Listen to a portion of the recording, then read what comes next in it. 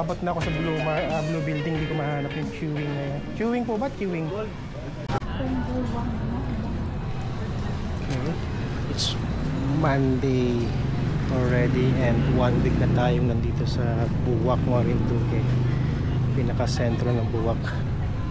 And isang linggo na rin tayong inuulan. Ngayon lang tayo nakalabas. And I think it's time, binigyan tayo ng chance para mag-food trip dito ngayon. Tanghaling tapat na. At maghahanap tayo ng mga kainan dito sa Buwak. Ang nakakatuwa lang dito, pag nag-food trip ka dito or pag dayo ka dito, talagang local food ang mga kain mo, kasi wala kang makikita rito Jollibee or kahit anong mga kainan na from mainland. So kung gusto mo kumain sa mga ganong kainan, mga buffet, yung kailangan mo pang pumunta ng Lucena, tumawid ng Lucena. Pero kung dito mismo sa Buwak, Marinduque, talagang local food ang makakain mo. Isa sa mga kainan na pwede mo makain ng malapit-lapit sa pinakasentro na yung Casa di Don Emilio. At meron sila ditong kusina sa plaza at yung tinatawag nilang Good Chow. Good Chow is parang yung pinaka nila dito, pinaka Jollibee nila, pinaka fast food nila. Pero ganun pa rin, mga local foods pa rin yung niluluto. Bukod sa Good Chow, kusina sa plaza, at yung isa pang kainan doon malapit sa pinakasentro, marami ka pa naman mga kainan dito, kaya mag-ikot-ikot muna tayo. Talagang natutuwa ka kasi wala kang ibang makikita rito na kainan na hindi pagmamay-ari ng lokal. Yun ang kagandahan sa isla.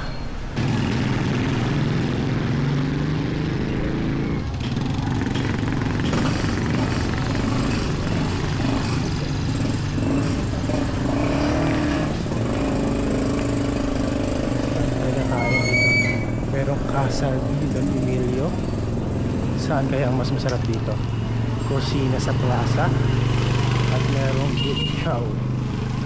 Pero mas of the time sa Good Chow kumakain ng mga tao. Kaya silipin natin yung kusina sa plaza. Ano meron dito?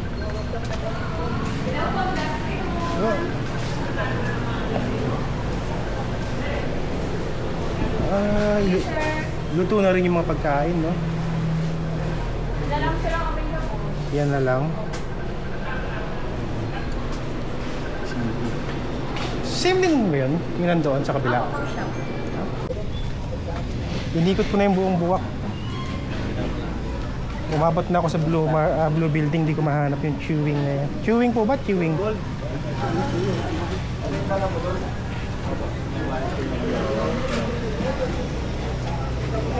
Saan po? Muna ka po naman din.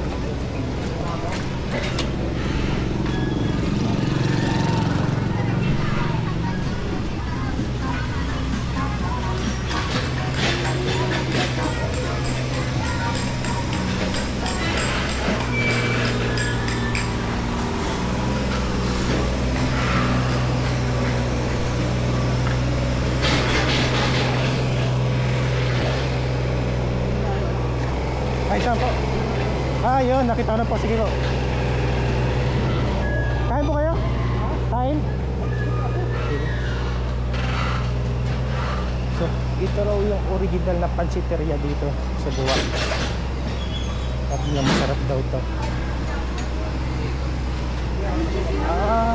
Cheese Canton pansiteria. So dito, paluto talaga siya. Okay. She Wins, cooking since 1940s. Meron kayong good for one person lang?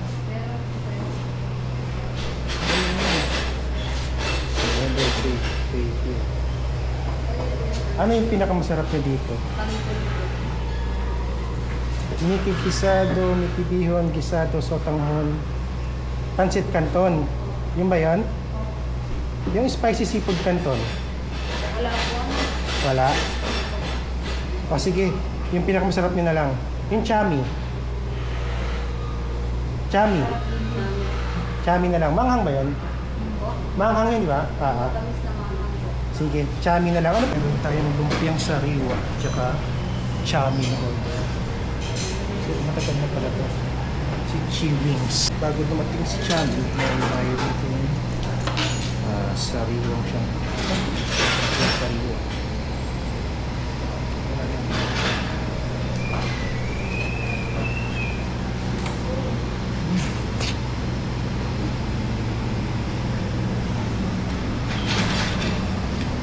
Sauce pa lang, sarap yan.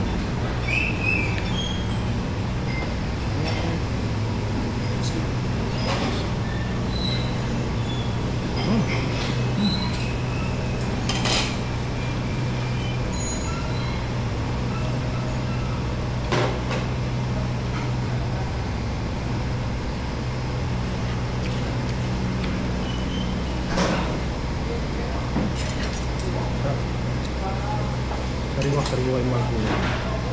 Yan. Hindi manipis yung wrapper niya. Kasi gawa natin dito.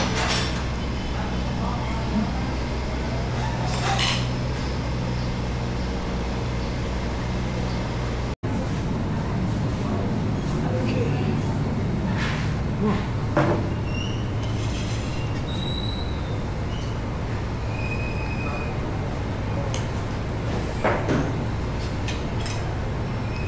Ito yung panahon mamihan dito sa 1940s pa siya. Chewing mamihan. Kasi kung sarap siya.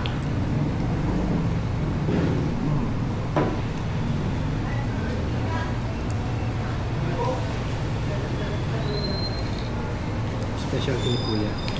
Ayaw niyong kuha ng kung parang siguro may secret sila. Ano pa siya masarap oh? Oo, good. Bagong luto.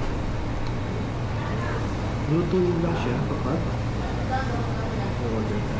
Kaya ano siya masarap. 130. Thank you. Akin yan? Thank you.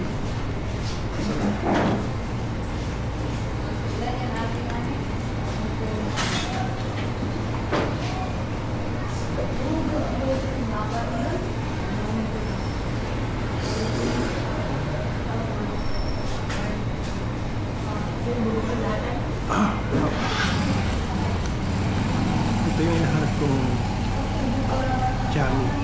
Kasi meron pinatikim sa misis ko dati na chami nung punta ko rito. At mukhang bayan ko na lang kung siya natin. Tumatamis na umaanghang. Ayan, sarap.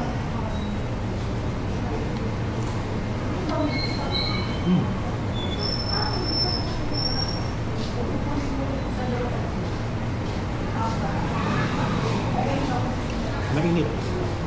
Kaya mas masarap. Hindi mo kakain ka dun sa mga nakaluto na. Nababawasan yung sarap niya pag malamig na. Pero ito, bagong luto. Talagang masarap.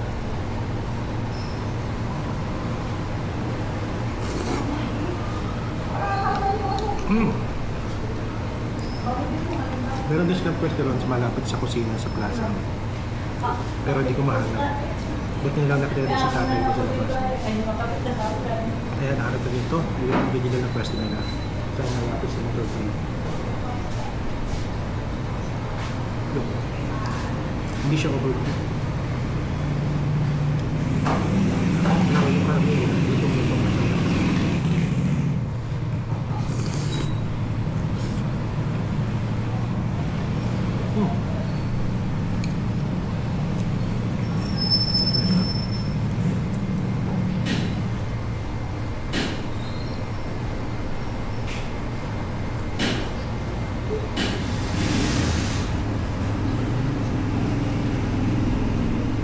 Sana lahat ng kain nasa Pinas ito.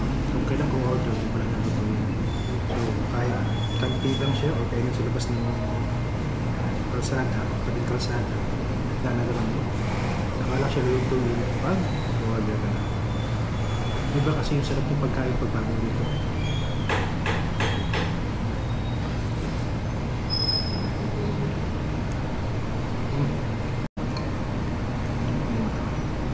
Kung gaano pala yung sabaw niya.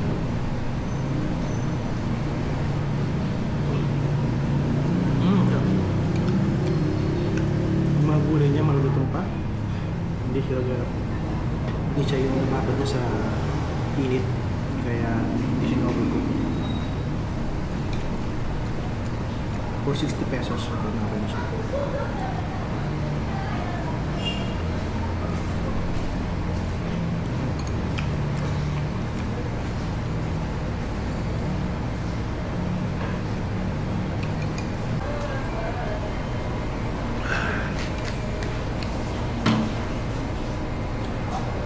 Sulit na sulit yung pag-iikot. Kasi talagang inikot ko yung buong bayan ng Buwak. Mula sa Gutyaw, sa plaza nila, pumunta ng Marilog Expo, pumunta ng Blue Building, para mahanap lang yung masarap na chami. And ito ba? Chiwing. Just 1940s pa rin sila nagluluto nitong masarap na chami. And yun nga lang, hindi nila pinakita sa ating pag niluluto. I think may secret talaga kasi masarap siya.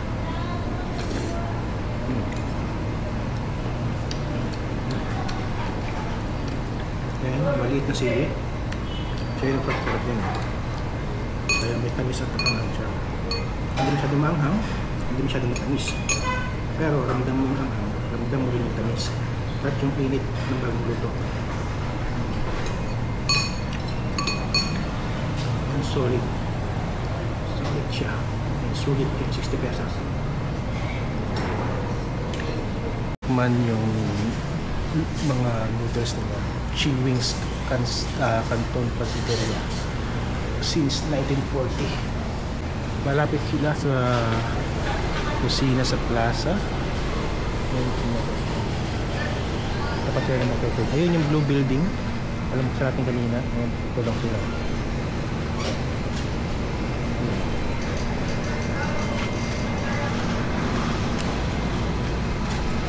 Tabi siya ng potato curler. Thank you, ate. Salamat. After nung mga pansit na yun, meron tayo isang hanapin pa rito. Masarap. Yung sinasabi nilang tindahan ng kambing. Hanapin natin. Ay, nakagandahan nito. Habang naghanap ka ng masarap na mga kainan dito sa Buwak, maglakad-lakad ka.